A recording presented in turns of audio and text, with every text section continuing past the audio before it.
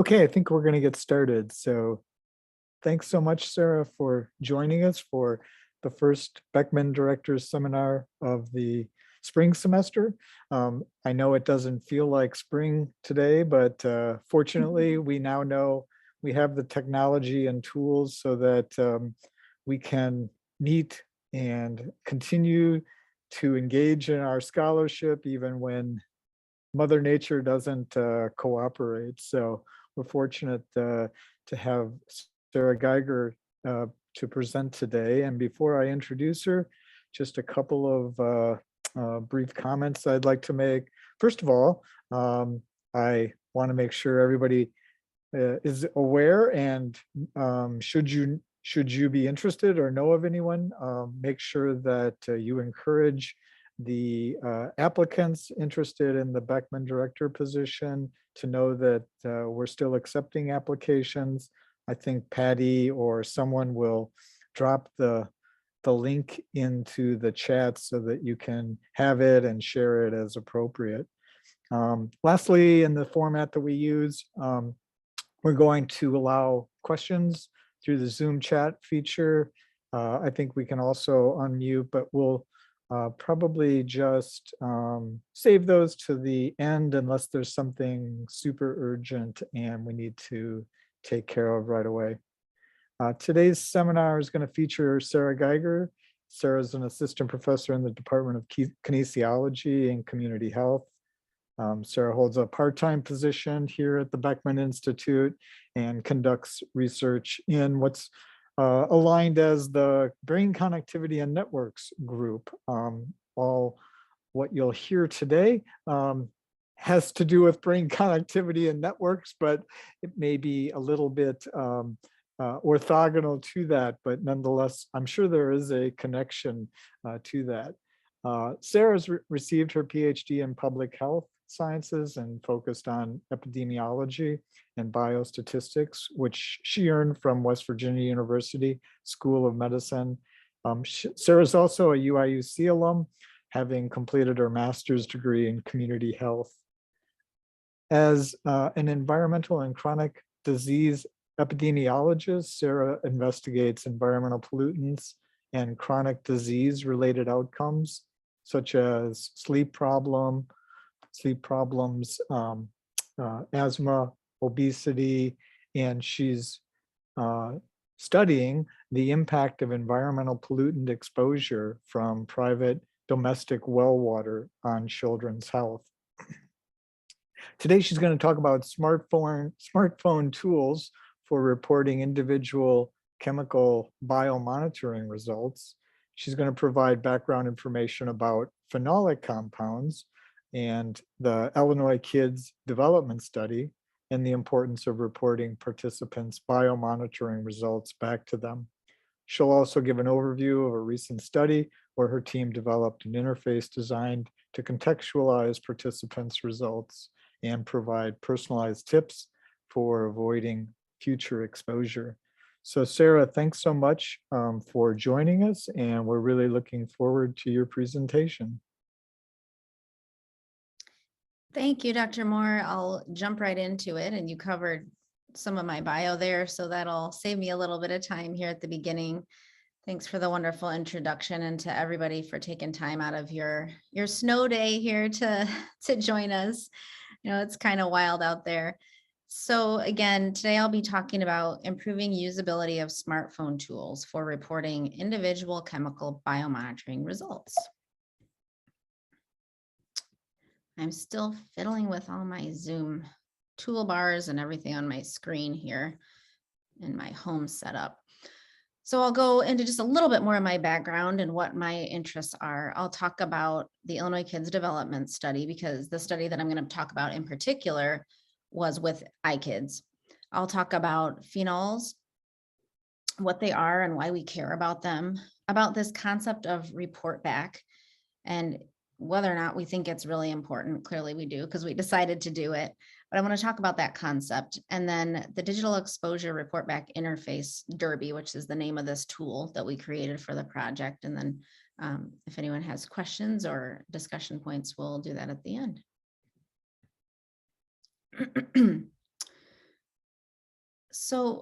Like Dr. Moore said, I'm an environmental epidemiologist, and he covered some of my educational background there. I was a faculty member at Northern Illinois University for 7 years before coming here to University of Illinois, Urbana-Champaign a couple of years ago as a full-time faculty member.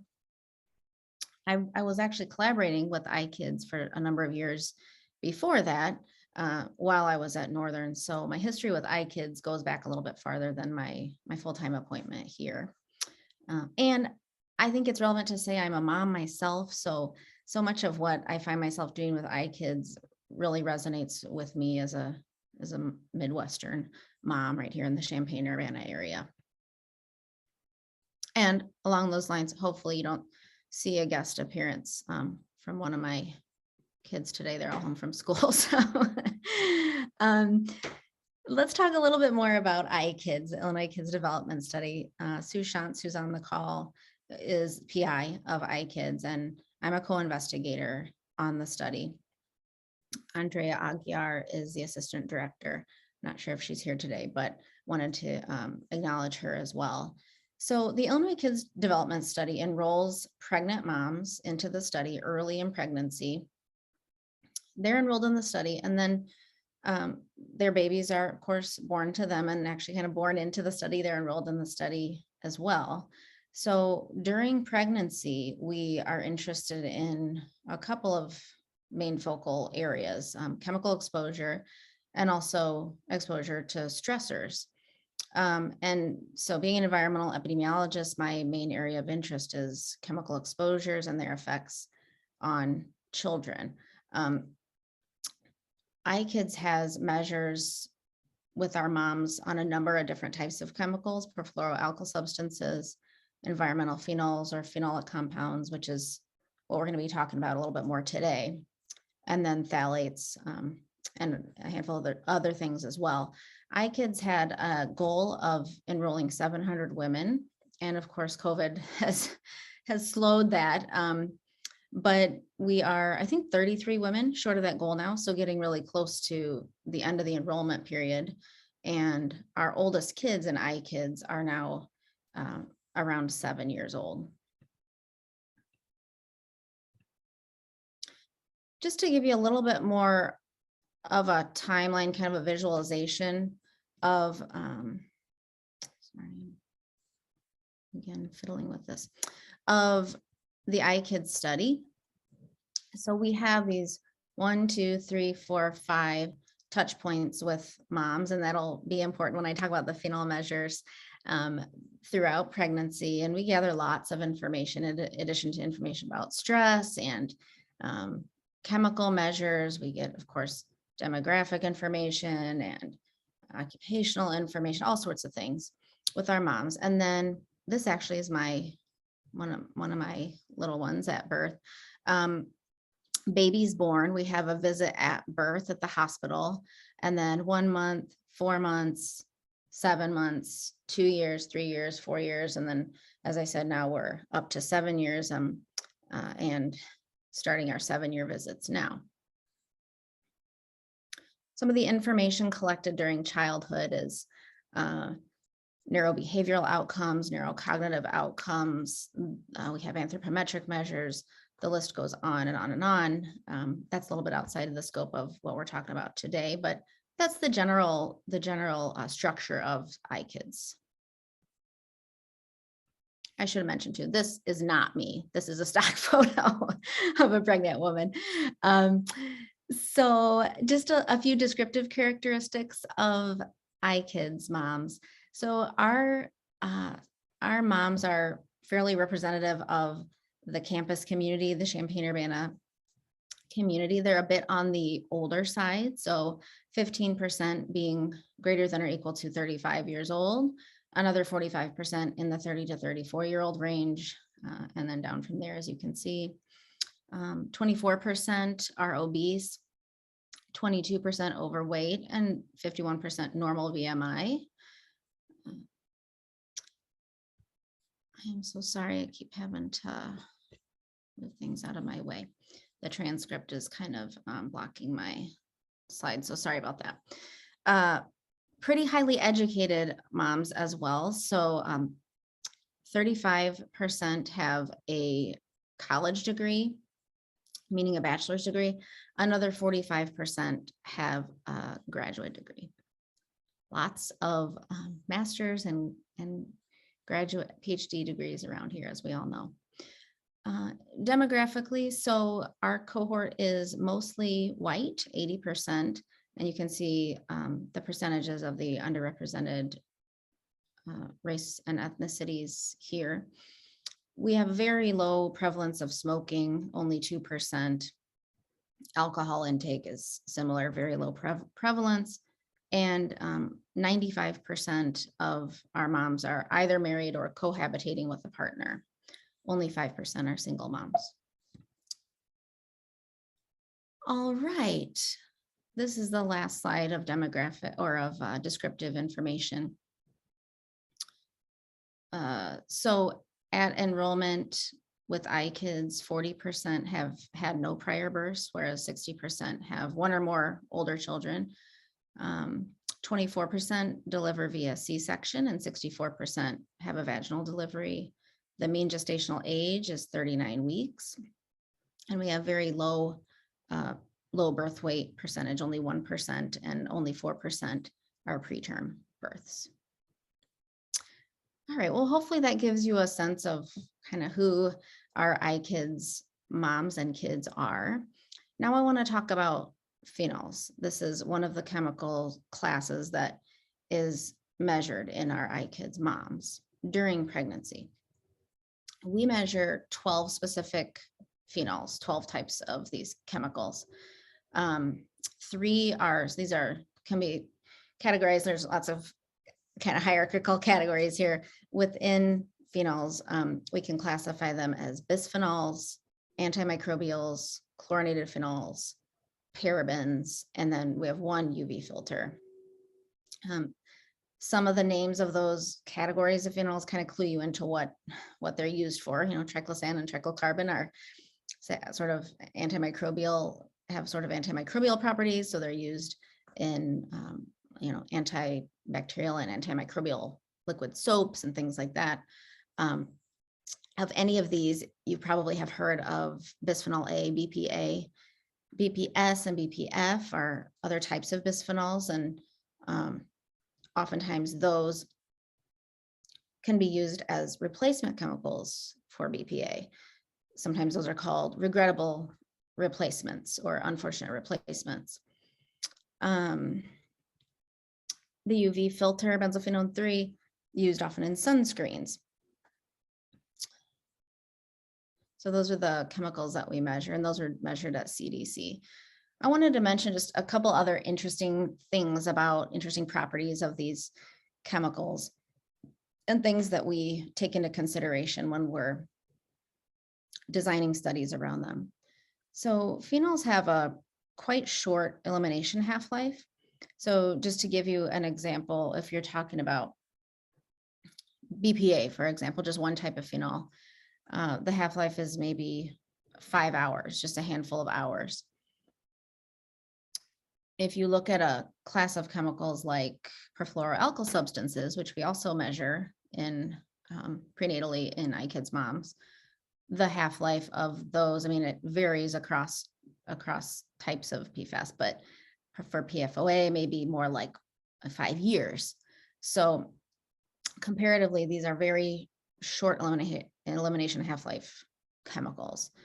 So for that reason, when Sue designed the study, she had the foresight to have 5 urine collection time points during pregnancy.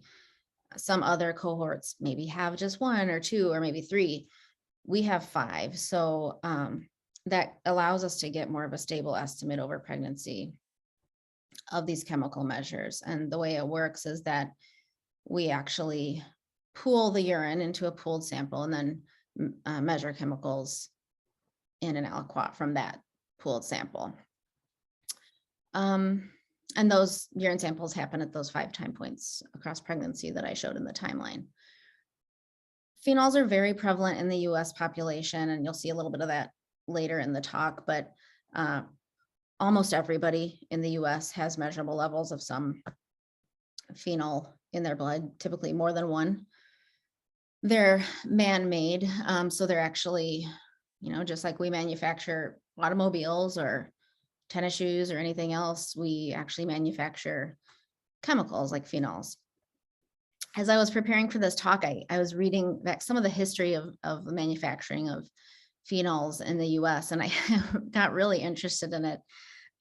So this is a quote from Shell Chemical Corporation, which was one of the leading manufacturers back at sort of during the genesis of these manufacturing of these chemicals in the US. And a quote that I found was that by the 1970s, epoxy resins, of which phenols are a type, served virtually every major US industry, either directly or indirectly. And that has just grown. So really by the early 80s, use of these chemicals was just exploding in products. And I'll talk about types of products that include phenols in a little bit here. Actually here. So usually when, in the number of talks that I've given about, not just about phenols, but other types of environmental contaminants, people always wonder, okay, well, they're so prevalent. I have these in my body. So does everybody else in, I can't say in the room, in our Zoom room. Like how are they getting there? Where am I picking these up? And we're not just talking about one specific phenol here, but so there's, quite a wide variety of products that these chemicals can be found in, but these are just some pictures here. Toothpaste, I mentioned liquid soaps. I think I mentioned sunscreen, receipt paper. People have probably heard in the bisphenols and that coating of receipt paper, the lining of aluminum cans. Now, oftentimes I'll see on top of cans, BPA-free lining or something, which doesn't mean that it doesn't contain another type of bisphenol that may have replaced BPA in that lining.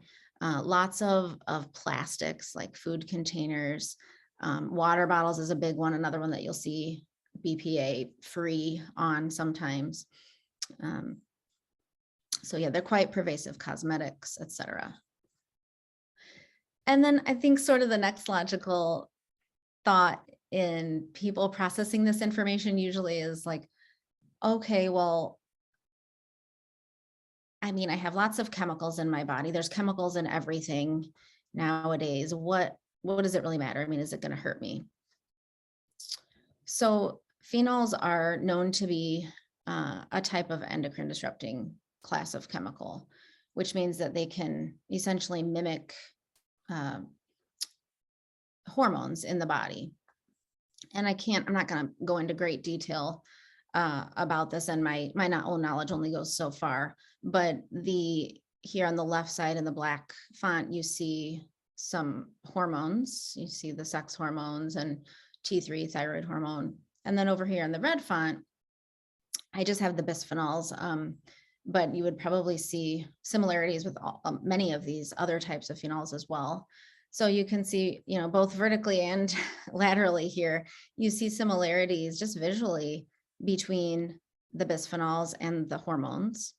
And then also, when you're talking about replacement chemicals, you see that bisphenol F and bisphenol S, which historically have been, not very well known and not as often placed in products, really look quite similar structurally to bisphenol A.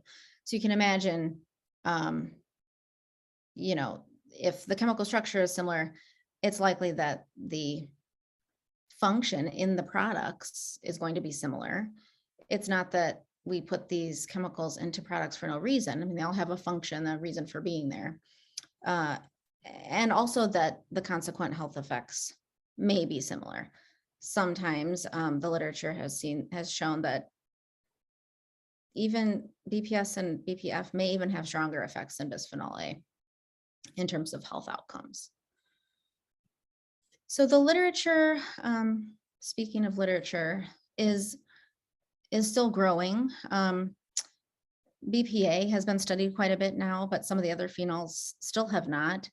But we have seen associations with these health outcomes that are listed here. So like, I know I have a couple papers looking at phenol exposure, and not with IKids, but with other data, looking at phenol exposure and lung function. Allergy and asthma have been shown to be associated with phenol exposure, certain types of cancers, including reproductive cancers. And then, given that these are endocrine disrupting, it's not a reach to imagine that these would be associated with some reproductive dysfunction. So earlier puberty, altered fertility, and then also disrupted child development.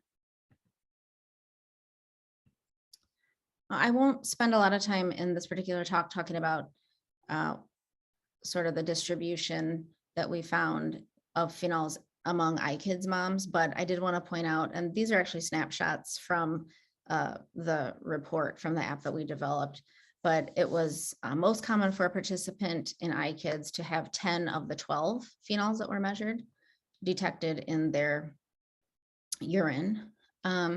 We found pretty elevated levels of a couple of the types of phenols in IKids moms compared to the general US population. And so you can see here, triclosan actually decreased over the years, but was pretty elevated originally in 2014 and then decreased from there. Benzophenone 3, that's that UV filter phenol. This is the median on the y-axis, and this is IKids here. And then US women, this is from NHANES data, National Health and Nutrition Examination Survey data, quite a bit lower. So those were a couple of interesting things that we saw in IKids moms. All right, I want to talk about this concept of report back a little bit. This was a little bit new to me. I mean, I'm an environmental epidemiologist. I'm really interested in exposures, chemical exposures and non-chemical stressors, but I hadn't honestly thought much about the concept of reporting back results to moms.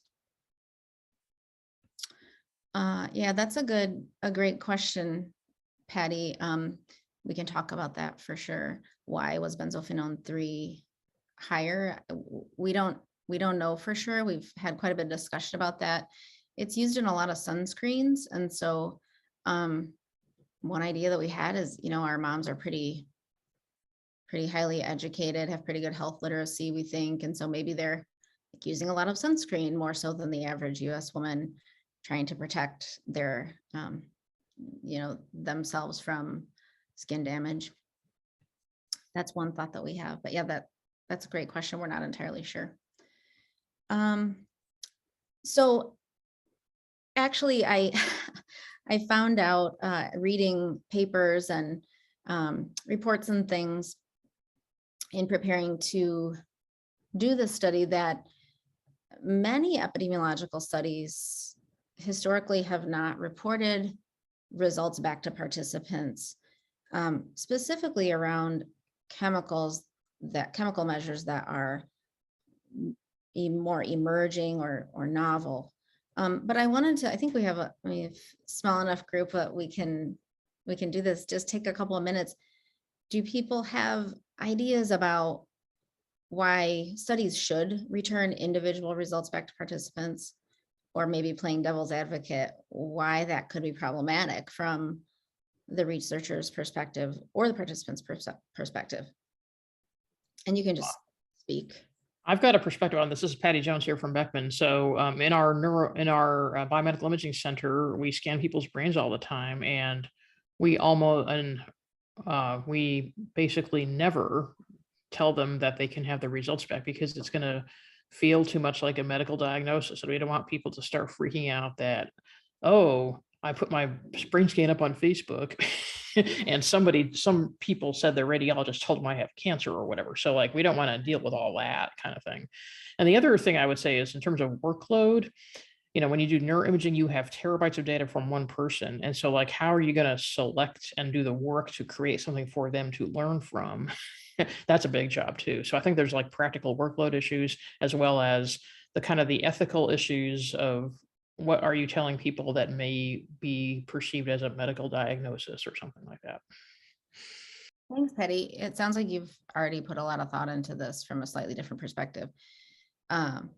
Right. Especially I could see with a brain scan, not wanting people to, I mean, I guess you would probably just refer them to, but what if you do find something that could be problematic? I suppose you are sort of bound. Well, we're not doctors, we're researchers. Right. So, and then also like, you know, using the new 70 that we have at Carl, that's jointly owned by the university and Carl, we're still learning how to read those things. Like, things will look much brighter and more defined on a 7T scan than a 3T. And so you don't want people to be like, if I saw this on a 3T, I'd be concerned, but actually now that I'm trying to 7T, yeah, it's okay.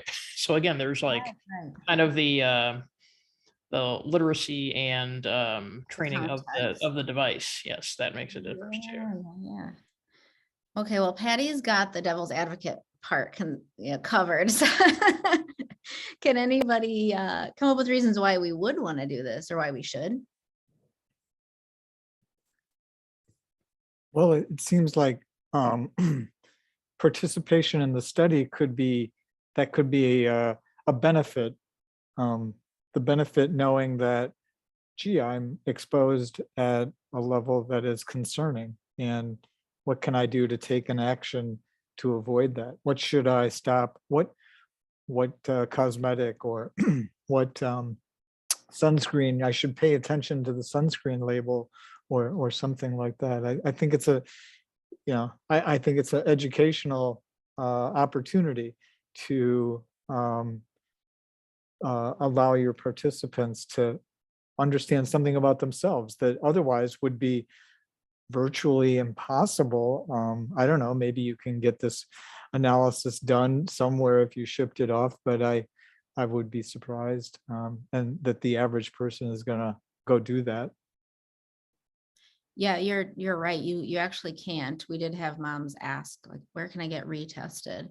Unfortunately, that's just really not available outside of a research context. I wish it were. Those are really good points too, Jeff. Yeah, maybe if you know that you have elevated levels, maybe that happens to be a type of chemical that you can sort of trace back to a source and try to avoid that and actually potentially improve your health. Yeah, Wendy's saying, if you provide results, you of course want to contextualize it, give them resources, give them education, not just say, well, here's your levels and kind of leave it at that. And Wendy's saying that they do referrals. Reading the chat here. Yeah, so that's a great point. I'm glad you brought that up, Heather. Is there a threshold or by law some level at which you're required to report something? So no, not in human biomonitoring, but it is a good parallel, I think, to draw. I mean, I'm working on a lead study right now, and it's much easier to report. And that's in water, that's not in blood, but it's much easier to report results back because, and Sue and I have talked a fair amount about this too.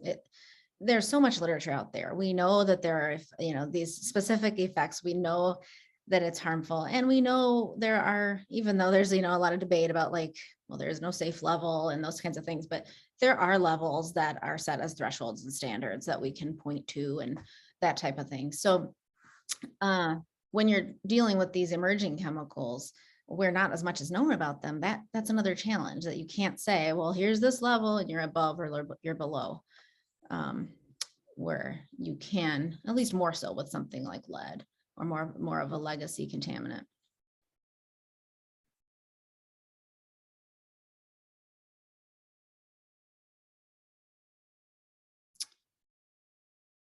Steve, yeah, giving some education and maybe some aggregate results about, here's where the study as a whole fell, but not individual specific info. And that might be a good option, if you don't have the resources to do this, because this was very resource intensive. To piggyback on what Patty said, it took a lot of time and money and a lot of people putting their heads together to do what we did. And so let's move on and talk about what we actually did. But thanks for that discussion. So there are a fair number now of papers, and some of the collaborators on this project actually are authors of those papers, but a lot of people are actually thinking about Reportback. It's gained traction in recent years. And it's now sort of viewed as not only have studies shown that people really want their individual results back, and this is specific to chemical biomonitoring, but there's a lot of thought going into Reportback outside of chemical biomonitoring as well.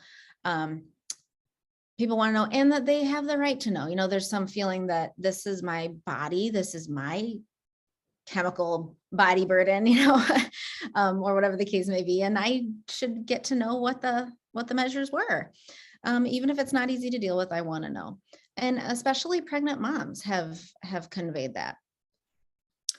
However, as we just discussed, reporting can lead to questions. Like, it can be scary, especially if you're getting reports saying, well, you were in the top 5% or whatever. Okay, what does that mean? Am I safe? Is my baby safe? Especially for our pregnant moms. And actually, we weren't reporting, we were reporting back the pregnancy levels quite a bit later in time. We wish we could have done it in a more timely manner, but we wanted to do it regardless. So that sort of added a complicating factor too. It's like, well, those were my levels back then. Are they the same now? Or what do I, how do I know? What do I do? That kind of thing. We've talked about that. There's some literature showing that reporting back individual level results actually improves science, so to speak.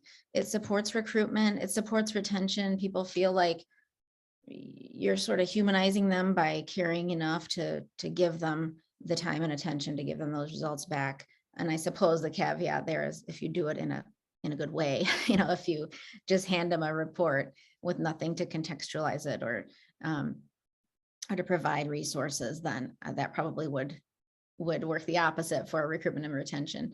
And it's translational, it's a way to go, well, here's what we're doing in the ivory tower, so to speak, but then here's your results. Here's how in your life, in a real way, you can mitigate those exposures, or at least attempt to.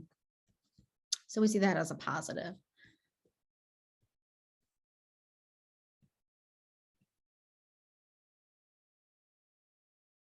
You want to say more about that, Jacinda?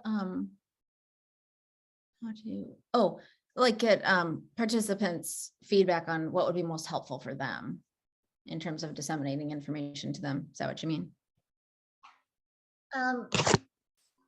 Right. Yes. So actually engaging them in the process of developing and designing how much information, how should it be provided back, and understanding what might be misconceptions or alarming materials, so that you're actually using their voice to help determine what should be shared, how should it be shared, and how can it be meaningful without being alarming. Yeah, and actually that's exactly what we tried to do in this study. Now, whether we succeeded in that or not, I can't be sure, but we did try to do that.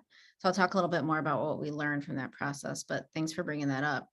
I hope I'm not like pulling teeth by forcing you all to be in discussion, but trying to break up the Zoom a little bit. So there are some special considerations, I'm sure you can imagine, when you're talking about chemical exposure and reporting that back to a woman who was pregnant, or results are being reported back from pregnancy, as the case may be.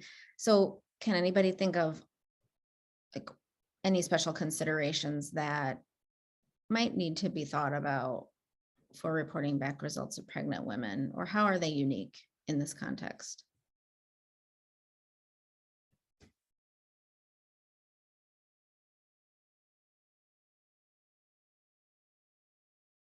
Well, I just think pregnancy is a unique condition. So you want to know about, mom's health and baby's health, and that there's no other situation like that where you've got, two lives entwined together. Right, right. Agree 100%. What else? I guess the other thing is because pregnancy is a dynamic process and it's going to change a lot, that you also have to ask, like, when you're reporting back on what time period. So, if there's, as you're go through your pregnancy, have your baby, that's really a gigantic change. And so then it seems like you'd want to do sort of longitudinal report back if you're going to be informative, I suppose. Mm-hmm. Any other thoughts?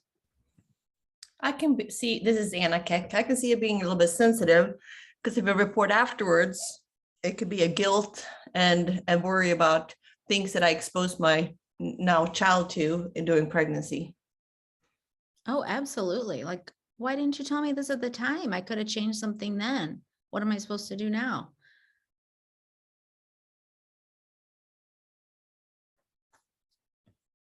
Right. So again, these points are from existing literature on this topic, but moms are extremely concerned about, they may not know what every product that they're using contains and exactly what they should be using all the time, but they're definitely trying, right? Thinking about it. Don't eat this. Don't eat lunch meat. Don't use this. Don't take medication. I mean, we try to follow all the guidance that we have. And so the idea that there's like all these nebulous harmful things out there, potentially harmful, that we might be sort of inflicting on our developing child can be very emotional. We're already emotional during this time, right? So it can just be a lot to process. And we asked our moms about this in the focus groups that I'll talk about.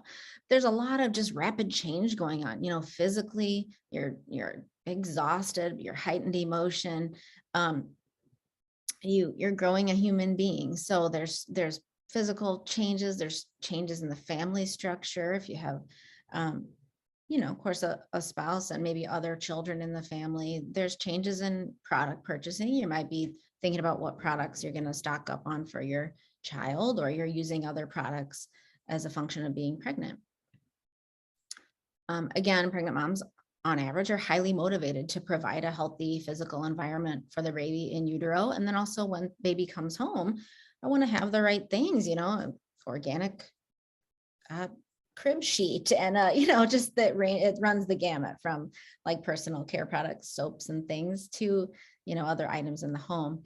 But moms are also really busy, especially a lot of our IKids moms are working moms, they're professionals, they may have other kids. So finding the time to like do your research and learn about products and chemicals can be super overwhelming. So let me get into the meat of this here. We've got a lot of background information covered, I think now. So for this digital exposure report back interface project, we first did focus groups. So to Jacinda's point about figuring out like what would be helpful content to receive with the biomonitoring results, we did a little bit of usability testing, which Patty's probably going to be completely underwhelmed with what I say about that, but we did a little bit of usability testing on the functionality of the app itself. Then we deployed the app to all of our moms with phenol measures results. And then the final step, and I apologize, I haven't mentioned what ECHO is. ECHO is Environmental Influences on Child Health Outcomes, and it's the nationwide NIH program that funds the majority of the IKids activities. So we got funding for this project through ECHO, and the end goal was to do a workshop, and we're actually getting ready to do that coming up here in the next month to sort of show all other interested ECHO investigators across the country what we did and make this tool available for use. Now, of course, I have to develop content specific information for the app unless you're reporting on the same chemicals that we did, but it's at least a step in the right direction with making it more widely available. So again, we got a grant. This was a collaboration between IKids and another pediatric cohort called Chemicals in Our Bodies. That's at University of California, San Francisco, kind of our sister cohort. investigators at UC Berkeley, Northeastern. Phil Brown was our qualitative expert.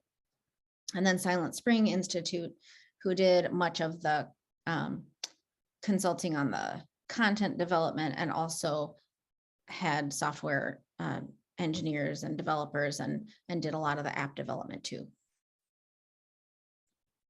Okay, so focus groups. Why did we do focus groups? Well, the focus groups were conducted to inform the development of the biomonitoring report back content for IKids moms. And I just want to say up front, we did all the stuff that I'm going to talk about in parallel in chemicals in our bodies, the California cohort, but I'm just going to focus on what we found with IKids today. They actually did a Spanish speaking focus group and an English one, both because they have a large Hispanic population in their cohort as well, but we just did one English speaking cohort or focus group, excuse me. So we explored participants' typical experience of gaining knowledge, also how they tend to make individual behavior change based on information at hand. And then we also had a component about taking action at a community level. That was something that hadn't been done before, wasn't in the literature. So we wanted to add that. That ended up being really interesting. Of course, another layer on all this was that it happened like COVID happened right in the middle, toward the beginning actually of this project. So we were able to ask some questions about sort of how that played into her mom's decision-making and perceptions as well. So I said a little bit of this. The focus groups were a convenience sample, but we did make an attempt to make them diverse on a couple of different factors. As I was saying, as we were chatting before the talk got started, at the time, doing focus groups online was like a shocking idea. Now it seems like, well, of course you could do it, and we ended up doing it, but I think there was like one paper at the time where somebody had done online focus groups, and so we read that and tried to pivot quickly. So it worked out just fine. I want to skip ahead a bit for time's sake. So I'm not a qualitative researcher whatsoever, but I pushed my boundaries here a bit, and we had lots of expertise on our team. So it was a great experience for me personally, but I wanted to give a special acknowledgement to Phil Brown, Catherine Oaksis, who's at UCSF. And then we had an intern here through U of I, Courtney Tolar, who did our transcription and worked with Deduce and worked through our qualitative process. So we assigned codes, we created a code book, and we identified themes across both the California cohort and ours. I want to just share a few quotes from our IKids focus groups that are also appearing in the paper that we have under review right now about the focus group results. But the themes that came out of the focus groups were a motivation among our moms to participate in and learn from environmental health research. We already kind of knew this about our moms, but this it just held true in the focus group. That they have concern about environmental chemical exposures. And then the third theme, individual as well as collective action taken to reduce exposures. So the first theme, just a couple quotes here from one of our moms. I like the idea of being able to contribute to science, but I also really love one thing I feel IKids touches on a lot, the importance of changing policy. And so I feel like that's really cool to think about my family specifically helping people make better laws that can protect all kids. That makes me super happy. And then another quote that supports this theme. I'm a labor and delivery nurse, and I have a strong love for women and children's health. And when I found out about the study, it was a no-brainer to be able to participate and contribute and really just find out what chemicals are affecting us and what we can do about it.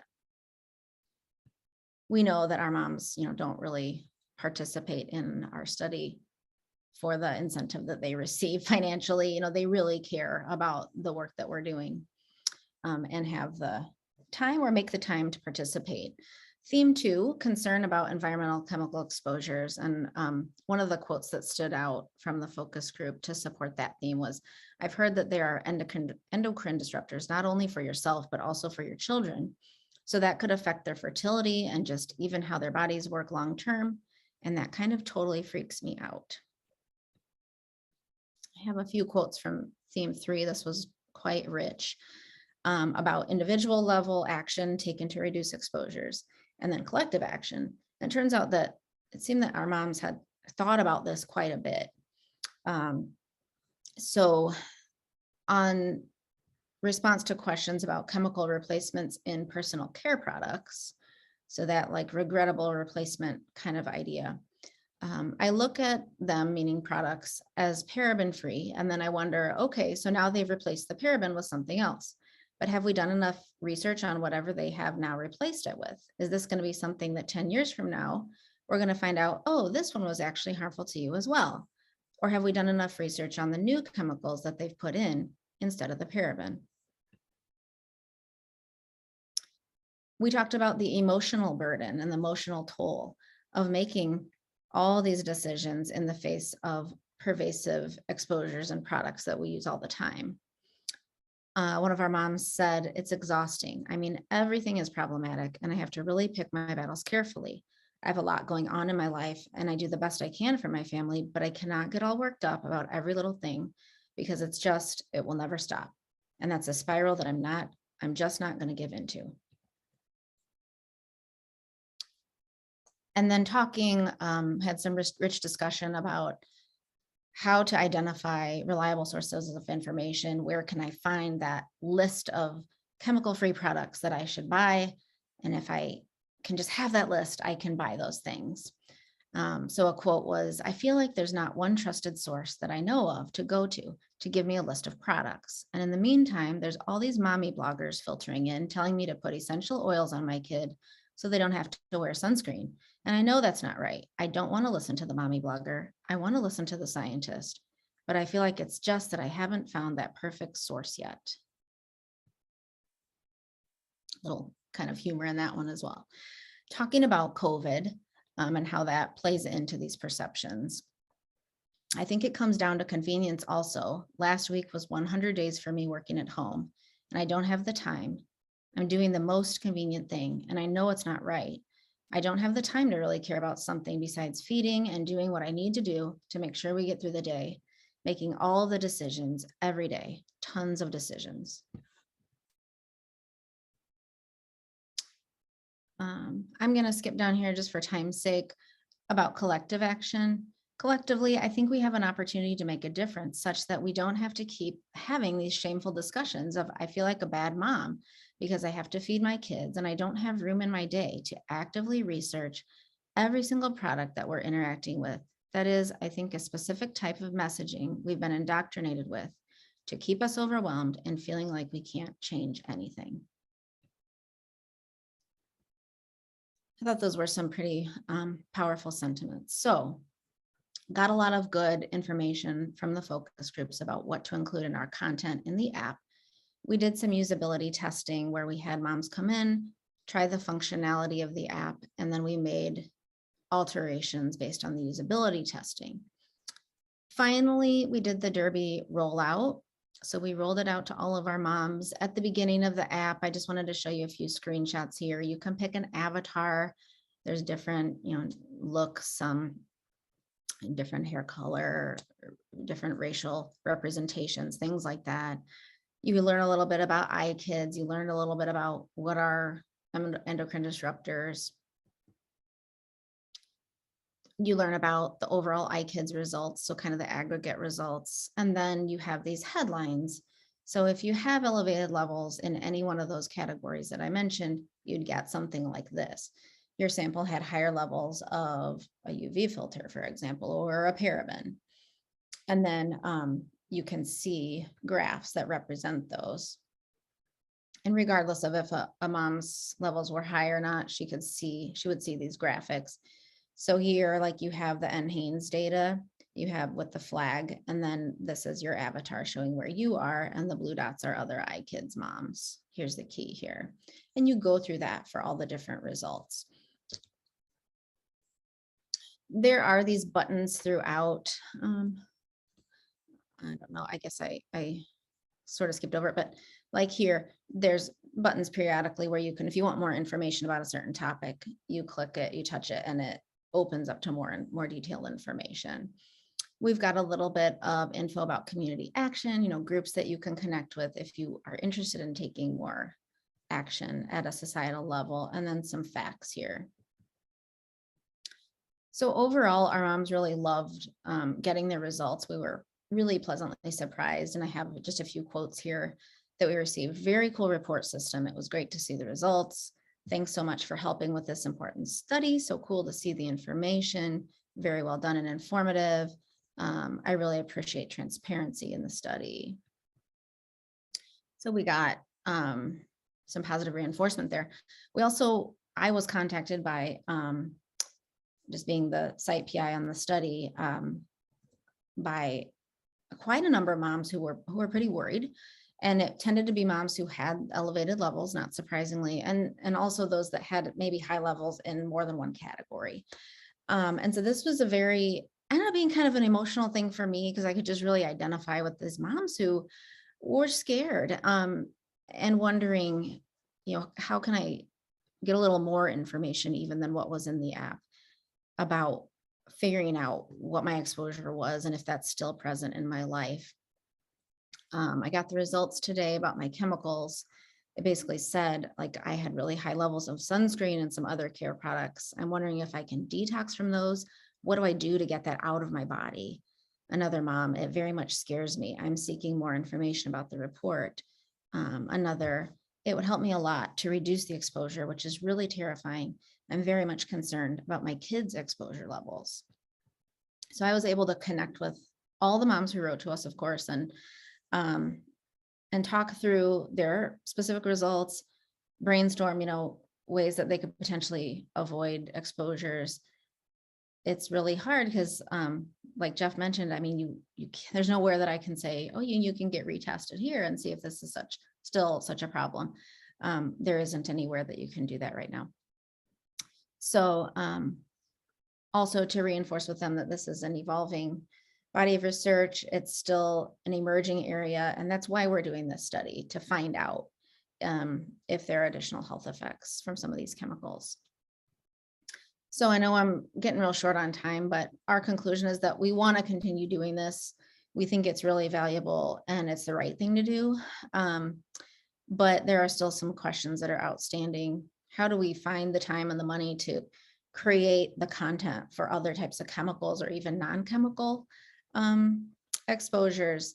And then who's going to host this? The idea originally was that the app would be freely available, but in the development of it, we've realized that there are some other things to be sorted out, that there is a cost, even just to hosting it, keeping it up to date, that type of thing. So we'll continue to explore those questions.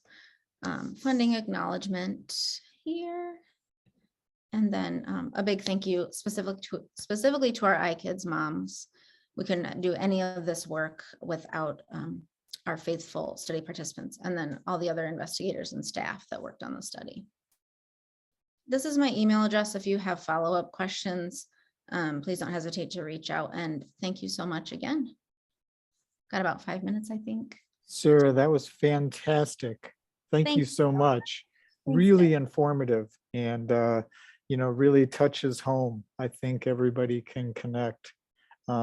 I have lots of questions, but I'm going to open the floor up first to anyone else. And you can why don't you just use your microphone? It's faster that way, more efficient. I do have a quick question, Sarah. How did you deal with the IRB when in the IRB protocol you had to get approval for reporting back, right? Mm-hmm.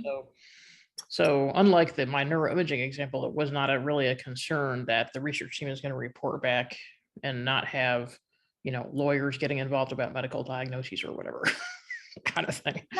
Right. Yeah, we had to go through the IRB process. I mean, we have our standing IKids protocol that then we can add on things like this. So I mean, we had to get consent for the focus group piece, and so there were like multiple components to this. But yeah, with the IRB, it didn't, it didn't really throw up any red flags. There actually were a few more things with like the focus groups than I would have imagined, like the oh, because we're doing it on Zoom, like, are we doing audio recording or video recording as well, and that type of thing. But trying to think what else. Oh, there was an interesting question, like we had to deal with the rollout of the app. Like, was it going to like capture any information from the moms using it, like their location and things like that? So we had to make sure to address those things. But yeah, that's all to my memory. Yeah. Okay, that's really helpful. Thanks. And great talk, by the way. Great talk. Thanks. Thank you. And thanks everybody in the chat too. Any other questions? I think I just have a general comment. So I'm the data manager for the IKids project. I have years of recruiting participants. So in general, I just feel the scientific community is not engaging with the community enough. So if we need human subjects, we just go to get the undergraduates to do our work, to be the participants. So the faculty who are trying to engage with the communities, in fact, is punished because it's much slower. Their research is much slower, although the results are more representative of the population. So I wonder if the college should focus a little bit more on that evaluation perspective instead of just how many papers you produce. Yeah, you raise a great point, Sukhan. Sukhan had some involvement with the study too. Yeah, I mean, I think that's really true. I mean, there is like a little bit more emphasis put on community-based participatory research now than there was before, but yeah, it's not probably rewarded in the same way as the number of articles and the grants and things. So maybe others have thoughts on that too. Tina has the last question, and it's in the chat, and I'll just give you a summary of what it says. She wonders whether or not there's a plan to test the interface of the app to make sure that the participants find it easy to use and understandable and so forth. Yes, we did do that in the usability testing. I just didn't have much time to talk about it, but both cohorts that were involved did that. And then we made changes for, I think, every single issue that was mentioned in the usability testing. I'm not sure if you mean something other than that. All right, we are at the top of the hour. I want to thank all of the participants for joining us today. And of course, I want to thank Sarah for a really fantastic talk that was incredibly engaging. I think I can relay that on March, I believe it's 3rd, Ying Diao will give the next director's seminar. So please come back and join us for that, and hopefully have your lunch or whatever over the noon hour on March 3rd. So let's thank Sarah once again. Great talk, really enjoyed it, and looking forward to seeing how this develops, Sarah. Thank you all. Take care. Bye-bye. Bye-bye.